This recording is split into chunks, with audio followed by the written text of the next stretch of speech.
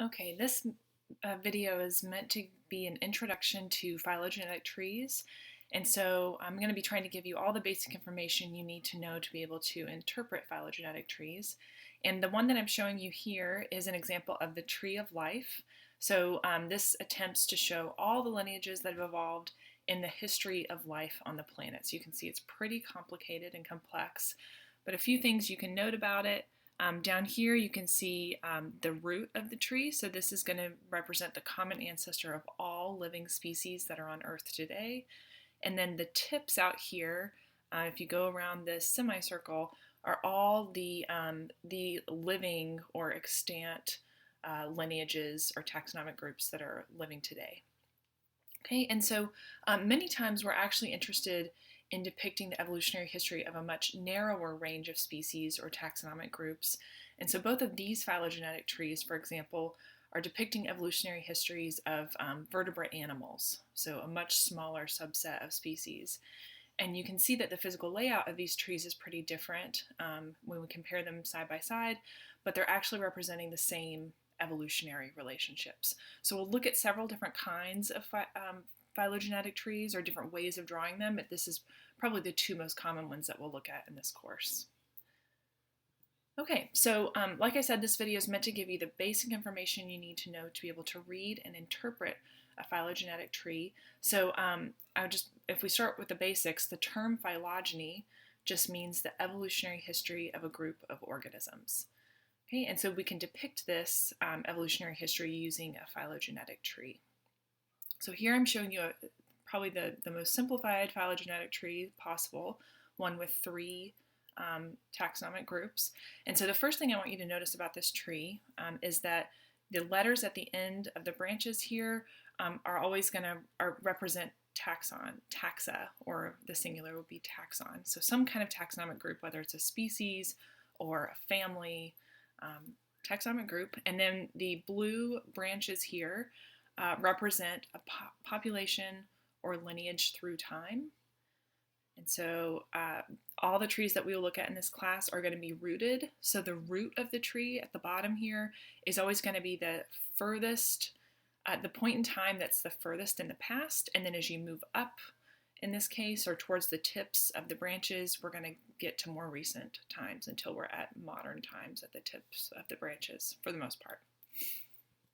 All right, you'll also notice that there are two nodes on this tree. So a node is just where two branches split apart. And so nodes always represent the most recent common ancestor that those two branches shared. So if we look at this first node back here, this node is the most recent common ancestor of taxa A and B and C. So that's the last ancestor that all of them shared in common. And then if we look at this next node, this is the most recent common ancestor of taxa B and C. So you'll notice that they share a more recent common ancestor with each other than they do their ancestor that they share with A, so the whole group. All right, and then the last thing that you'll see on phylogenetic trees, at least in this class, are little hash marks that are often labeled with some kind of trait. So this is always going to mark the origin of derived traits. And so all new traits, we've learned this in the class already, arise via mutations. So you can also think about these labeled hash marks as either a single mutation or more often a series of mutations that would have caused a new trait to evolve in a lineage. Okay, so let's talk about this term derived trait. So derived trait just means a modified version of an ancestral trait. So you can think about it as just a new trait that has evolved more recently. So an ancestral trait, in contrast, is going to be some characteristic that was present in the more distant past in a group of organisms. And so what this figure, which is from your textbook, is showing you is actually DNA sequences. And so since DNA is the basis for all traits that evolve, we can think about an ancestral or original DNA sequence that's present in an ancestral population. So that's what's being shown here kind of towards the root of this tree. So we've got a series of 9 nucleotide bases. And sometime after this lineage splits, after this node A, in this top branch here, you can see that somewhere along this lineage, somewhere between A and B here, there was a mutation that caused an adenine to be changed to a cytosine. So we have this derived derived nucleotide base in this DNA sequence. So we've got a new trait, if you will. And so once this mutation becomes fixed in this population, it's going to be present in all future species that descend from this lineage. So when this branch splits again at B down here, we expect to see this same C here in this position in species 1 and species 2, unless there's another mutation that changes something. Okay, and then the same thing happens in this other lineage that split from A down here. We had a different mutation that changed a cytosine to a guanine. So this is the derived sequence here. And then, so what we're going to see is that after this lineage splits again at node C, we expect to see this trait in both species 3 and 4. Okay, so a derived trait is just, they're caused by mutations, and they're a new, more recently evolved version of a trait. Okay.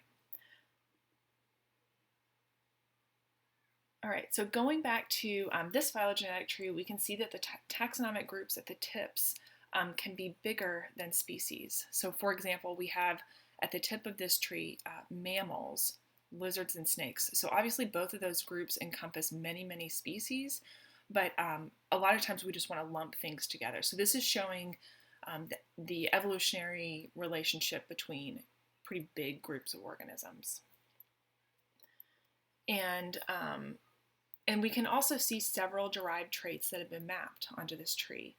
So if we take tetrapod limbs as an example, they are derived from the ancestral condition of fins. So the ancestor to all tetrapods was a fish-like organism that had fins, and somewhere in the evolutionary history of this particular lineage of fish, there were individuals that evolved lobe-like fins that were then evolved further into limbs that could actually support locomotion on land. Okay, so this purple hash mark here is not showing one mutation that led to tetrapod limbs. It's representing the accumulation of many mutations that would have led to this new structural feature.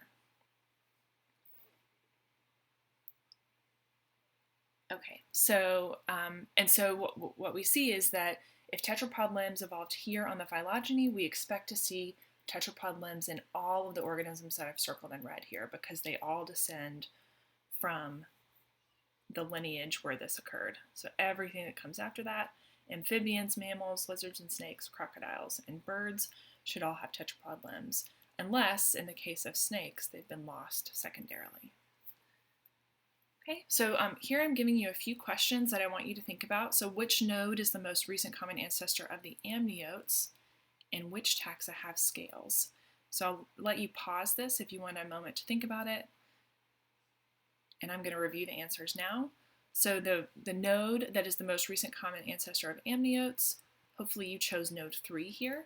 So we can see over on the side that amniotes includes mammals all the way down to the hawks and other birds. So if all of these organisms are included in that group, then their most recent common ancestor is going to be back at this node. So this is the last node that we had before we split all those groups apart. And for the taxa that have scales, we see that since scales evolved right here, we expect that everything that came after that, before I go on here. So these are the amniotes. That's all I wanted to point out here. So the amniotes includes all these organisms, so that's their most recent common ancestor. So for the taxa that have scales, we expect everything from lizards all the way down to birds to have scales, because scales evolved at this point in the evolutionary history of these organisms. So it should be present in everything that comes after node 4 here. Okay, so I hope that that was helpful. So this should give you all the information that you need to go into breakout on Monday and kind of have a good foundation for the activities that you're going to do there.